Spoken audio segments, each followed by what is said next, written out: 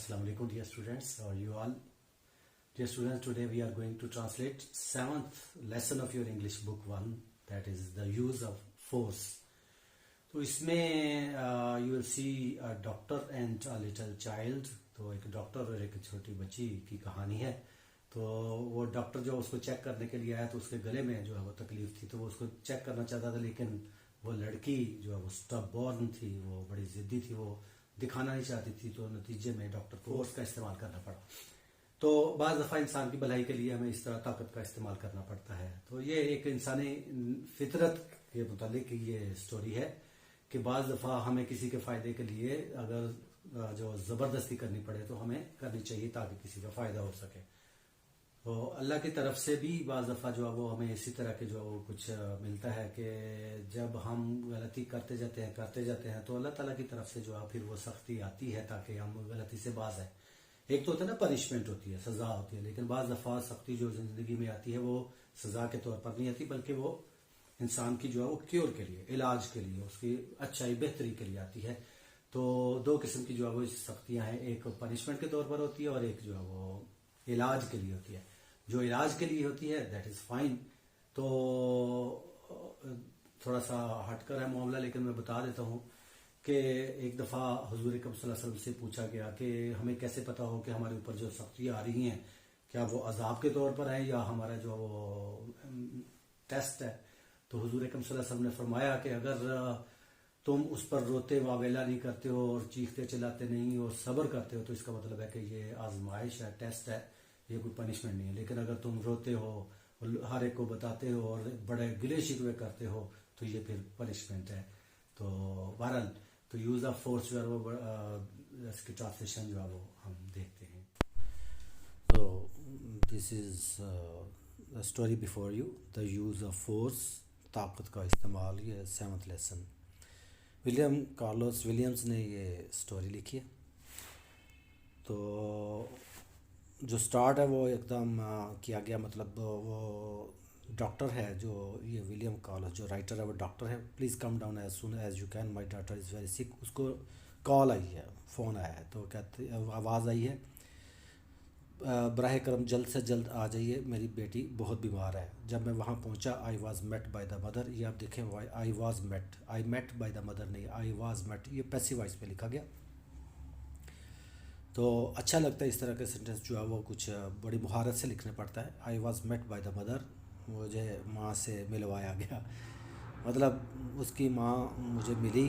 अ big startled looking woman, startled परेशान, startled का मतलब होता है कोई एकदम चौंका देने वाली बात पर, जो चौंक जाता है इंसान किसी हैरत अंगेज़ बात पर, तो उसको कहते हैं स्टार्टल्ड. तो वो हैरान परेशान, यहाँ पर क्या आएगा कि वो बड़े दराज का आमद, बड़ी ना परेशान नज़र आने वाली, वो खातून परेशान नज़र आ रही थी. परेशान तो होगी, उसकी बेटी बीमार थी. वेरी क्लीन, वो बड़ी साफ़ सुथरी थी. एंड अपोलोजेटिक, अपोलॉजी माजरत खान अंदाज. जो बड़े पोलाइट लोग होते हैं वो बड़े अग्रेसिव नहीं होते. अग्रेसिव मतलब वो बड़े ना नरम खू होते हैं. तो अपोलॉजेटिक मतलब नरम खू, माजरत खान अंदाज में. हुमेली सेट, जिसने इतना कहा, इज़ दिस द डॉक्टर, आप डॉक्टर हैं. एंड लेट मी इन, और मुझे अंदर लेगी, यानी उसने हाँ कह दिया होगा.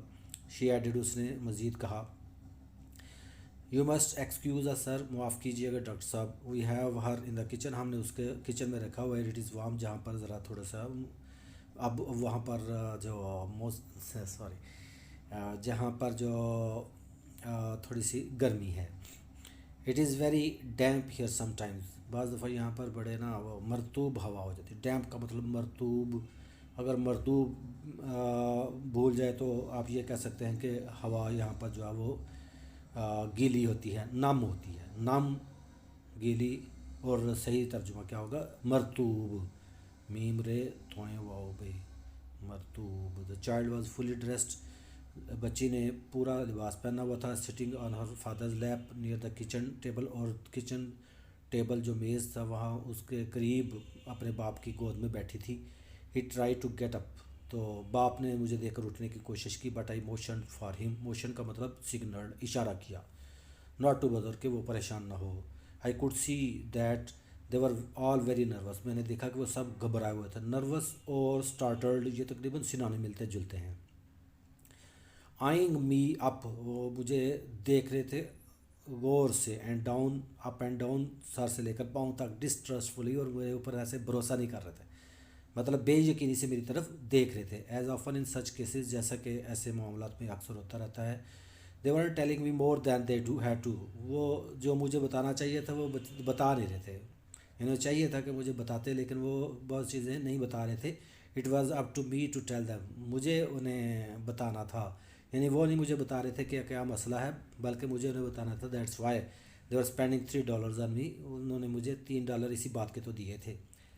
The child was Fairlie eating me up with her cold study eyes, जो बच्ची थी वो फेयरली का मतलब ठीक ठाक, ईटिंग मी अप घूर रही थी गुस्से से, विद हर कोल्ड सर्द स्टडी मुसलसल आंखों से घूरती जा रही थी, and no expressions on her face whatever, उसके चेहरे पर कोई तासुर नहीं था।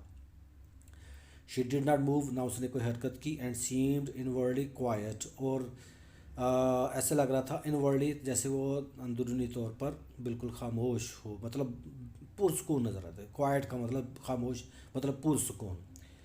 और उसने कोई हरकत ना की, और लगता था कि वो अंदरूनी अंदर अंदर से वो पुरसकून थी, यानी अंदर से वो पुरसकून थी। An unusually attractive little thing, अब वो बता रहा है कि वो लड़की कैसी थी। वो कह रहा था कि ये गैर मामूली तौर पर खूबसूरत लड़की थी, and as strong as a heifer in appearance, और देखने में वो किसी बछिया, बछिया कैसे लिखेंगे मैं आपको बताता हूँ। तो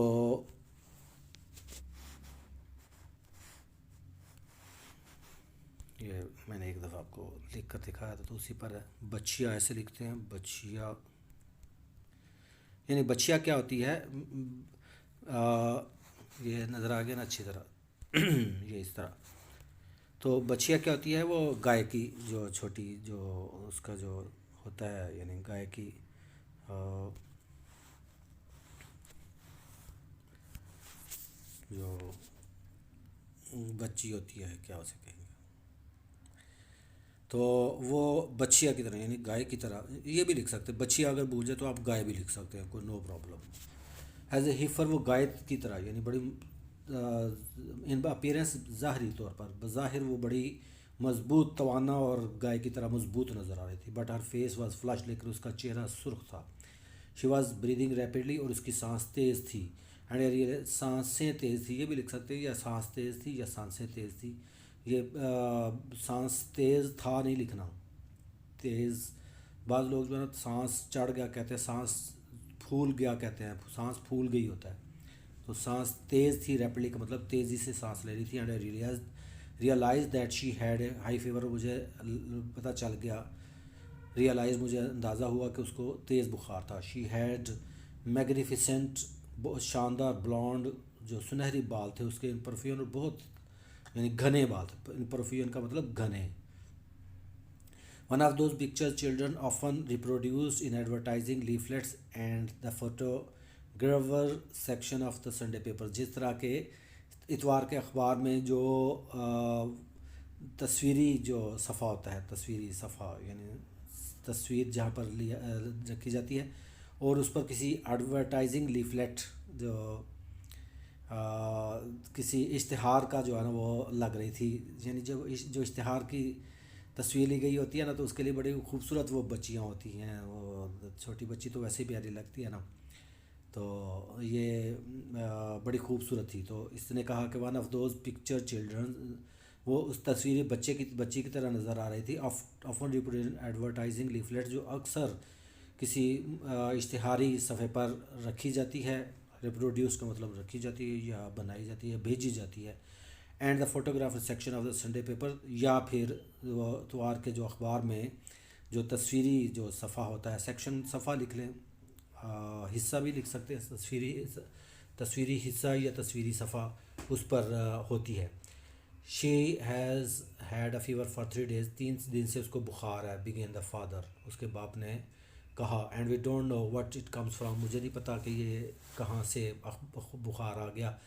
माई wife has given her things you know like people do, जैसे लोग करते तो मेरी बीवी ने भी उसको मुख्तलिफ़ चीज़ें दी, but it doesn't do any good, लेकिन उसका कोई फ़ायदा नहीं हुआ। And there has been a lot of sickness around, इधर उधर यानी काफ़ी लोग बीमार पड़ रहे हैं आजकल। सो वी थॉट यू, ये थॉट है इसमें दरमियान में UGH जो है वो साइलेंट था, इसलिए उन्होंने नहीं लिखा। You better look her over and tell us what the matter is, आप ज़रा देखिए और बताइए कि क्या मामला है।